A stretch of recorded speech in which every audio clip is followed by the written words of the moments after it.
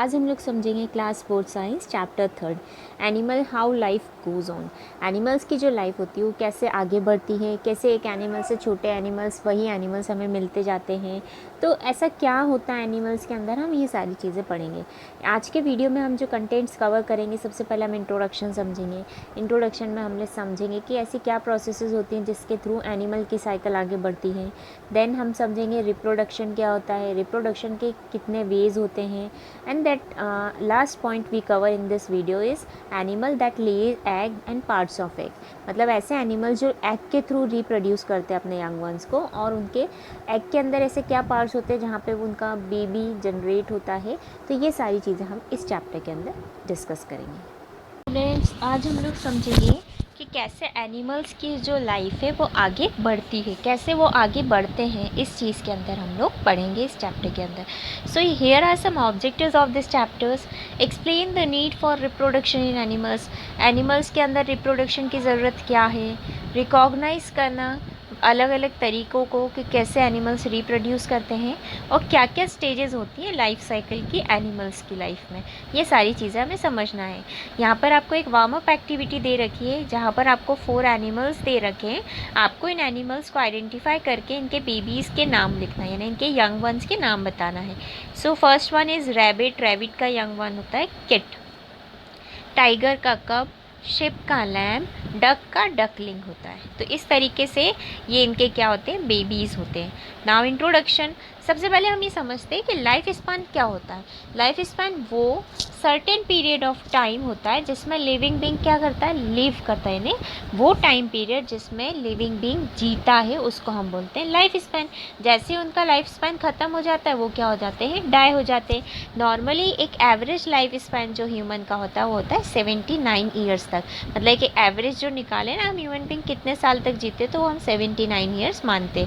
Now जैसे जैसे life आगे जाती है, लिविंग बीइंग को क्या करना रहता है, अपने यंग वंस को प्रोड्यूस करना रहता है उन्हीं के जैसे टाइगर्स के बेबीज़ होते हैं कब, तो वो टाइगर के जैसे ही रहते हैं। तो कोई भी एनिमल्स या ह्यूमन बीइंग जो होते हैं उनको अपने यंग वंस को क्या करना रहता है, वापस प्रोड्यूस करना रहता है। तो वो प्रोसेस जिससे लिविंग ऑर्गेनिज्म अपने यंग वंस को प्रोड्यूस करते हैं उसको हम बोलते हैं रिप्रोडक्शन। ठीक है। नाउ अब ये एनिमल्स के अंदर 2 तरीके से होता है। First one is giving birth to young ones, जो कि बर्थ करते हैं हम यंग वंस को। For example humans, cows, dog, cat.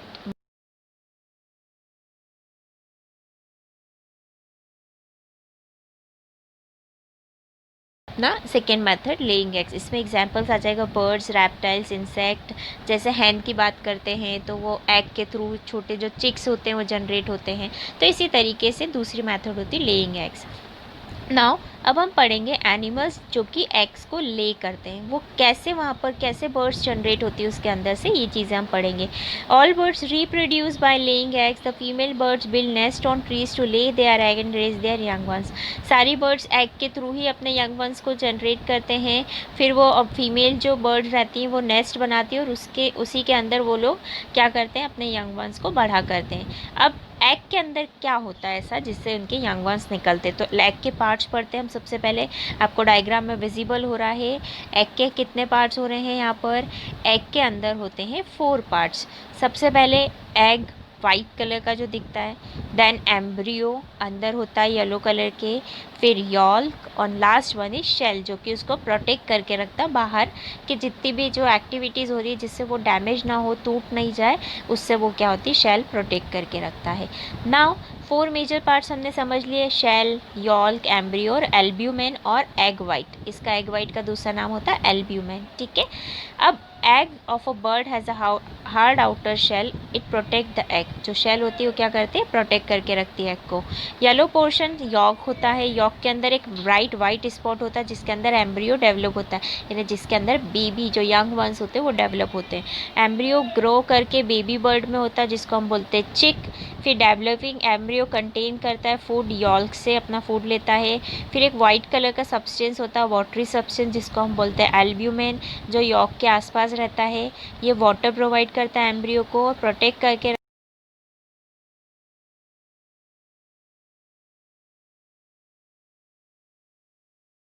Mail और male bird sit on the leg for a few weeks. अब जैसे उन लेग को एग को ले कर देते हैं तो वो जो फीमेल और मेल बर्ड्स होते हैं वो उसके ऊपर थोड़े वीक तक क्या होते हैं, बैठते हैं, ताकि उनको गर्मी प्रोवाइड कर सके, वार्म कर सके। इस प्रोसेस को हम बोलते हैं इंक्यूबेशन। क्या बोलते हैं? इंक्यूबेशन।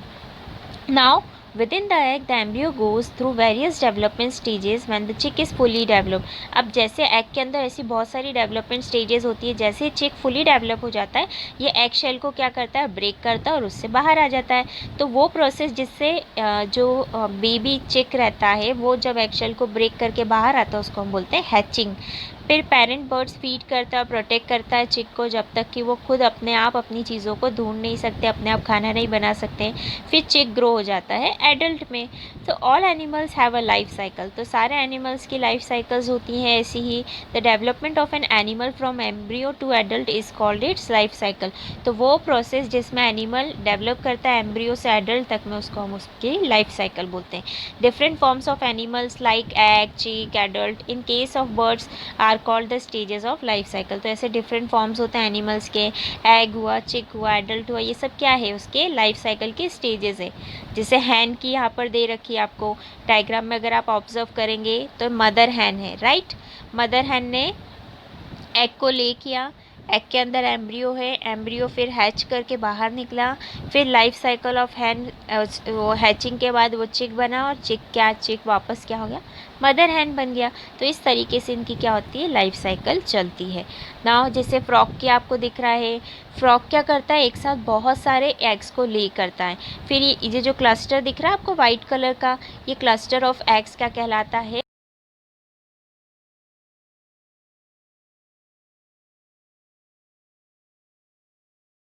है फ्रॉग का, उसको हम टेडपोल बोलते हैं, जो कि एग से बाहर निकलता है।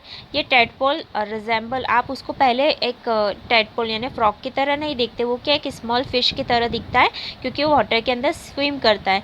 फिर 6 वीक के बाद टेडपोल क्या होता है, टेडपोल वो बिगिन करता है ग्रो होना, मतलब बड़ा होता है। फिर उसके लिम्स आते हैं, पैर आते हैं स्लोली। फिर टेल्स बिगिन्स टू डिसअपियर, जो उसकी टेल रहती है वो धीरे धीरे गायब हो जाती है।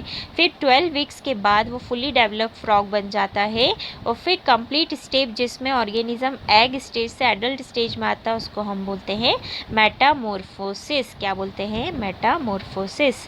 नाउ फिश भी एग्स को ले करती है वाटर के अंदर। Fish lay thousands of egg one time of many which are eaten by big fish, जिसमें से बहुत बड़ी फिशों के द्वारा खा लिया जाता है। और फिर बेबी फिश उसमें से हैच करके बाहर निकलती है।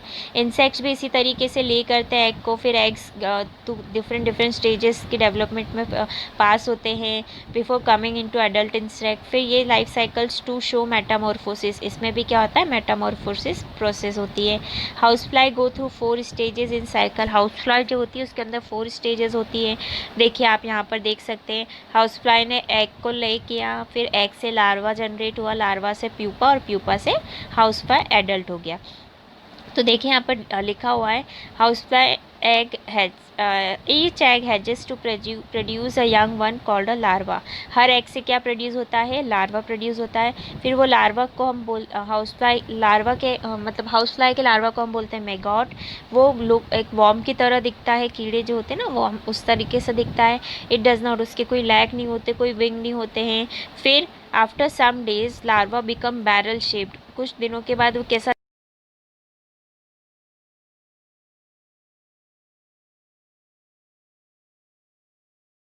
है, कुछ ही हफ्तों के अंदर फिर एक young house fly comes out होता है उसके अंदर से। ऐसे ही आपको साइड में कॉकरोच की लाइफ साइकिल दिख रही है। कॉकरोच ने एग्स ले किए, एग्स के बाद निम्फ प्रोड्यूस हुआ, निम्फ से फिर एडल्ट कॉकरोच। तो ये कॉकरोच की लाइफ साइकिल है। नाउ यहाँ पर आपको दे रखा है insect such as dragonflies, grasshopper, cockroaches pass through 3 stages. कितनी स्टेज होती है, 3 स्टेज होती है। Young cockroach known as nymph develop from an egg, it does not have wings, it sheds its skin several times and changes into adult.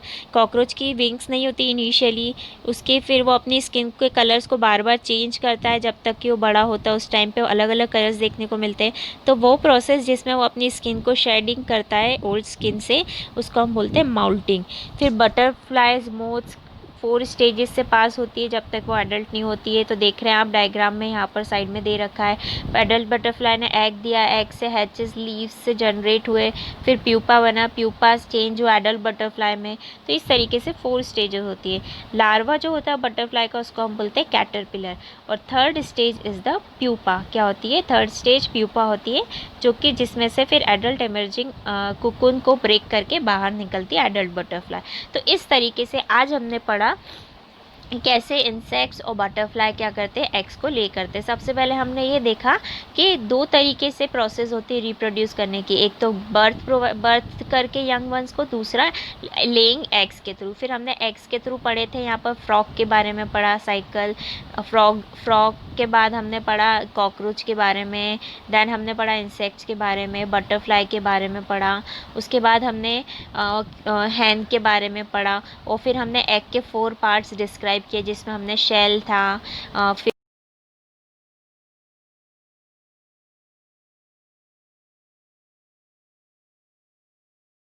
फिर हमने यहाँ पे देखा था कि जब एम्ब्रियो को प्रोटेक्ट करने के लिए शेल रहती है, बर्ड्स जो एग को ले करते थे वो उस पर वो लोग 3 to 4 वीक्स स्टे करते थे ताकि वो उनको वार्म मिल पाए, वो गर्म कर सके।